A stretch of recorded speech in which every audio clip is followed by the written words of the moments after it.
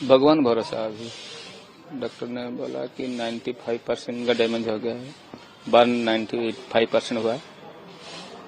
तो जितना कोशिश हो सकता है कर रहे हैं लोग। दिल्ली एम्स के साथ नेगोशिएशन में है।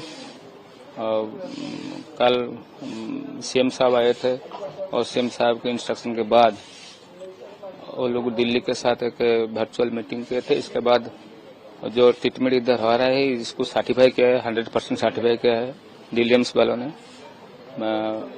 थोड़ा थोड़ा कुछ मेडिसिन में चेंज किया है। मुझे डॉक्टर गिरी मुझे वो मेरे बीबी को ले गए थे मेरे बच्ची के पास, लेकिन डायलिसिस चल रहा है। अभी प्रभु लॉर्ड जगन्नाथ ही भरोसा है मेरा, और क्या कहूँ।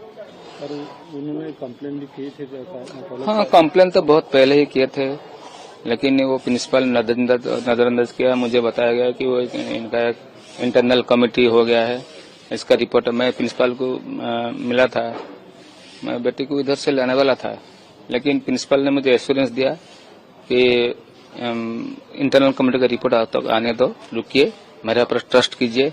मैं प्रिंसिपल की तरफ से बोल रहा हूँ, एक बाप की तरफ से बोल रहा हूँ। अभी मुझे प्रिंसिपल ने बताया, मेरे साथ मेरे चाचा भी गए थे और हमको बताया गया कि आप रुकिए, इंटरनल कमेटी का रिपोर्ट आने दीजिए। आने के बाद हम इसके वो जो प्रोफेसर थे इनके बारे में पहले से इनके पास कोई कंप्लेन था, कोई सारे कंप्लेन था, वो मुझे बताया कि मेरे पास भी इनके खिलाफ पहले से भी 2-4 कंप्लेन ऐसा है।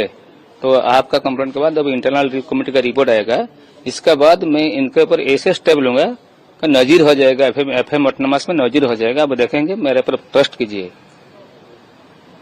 मैं गांव का आदमी हूँ, इतना बड़ा कॉलेज का प्रोफेसर प्रिंसिपल हमको बोल रही है, फिर भी मुझे बुलाया गया। इंटरनल कमेटी जो चेयरमैन थे जयश्री मैडम, प्रोफेसर ने साइकोलॉजी, वो इंटरनल कमेटी का चेयरमैन थे। मुझे बुलाया कि आपका बयान रखिए इधर। मैं मेरा व्यू इधर दिया। बाद में वो मुझे फिर बुलाया कि आप रिटन स्टेटमेंट दीजिए। मैं रिटन स्टेटमेंट दिया।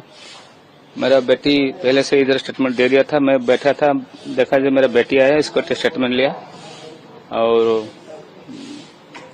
स्टेटमेंट में मुझे कुछ इधर उधर लगा। बाद में मैं प्रिंसिपल को मिला। प्रिंसिपल बोला जो भी रिपोर्ट आने दीजिए, मैं इसके बाद स्टेप लूंगा।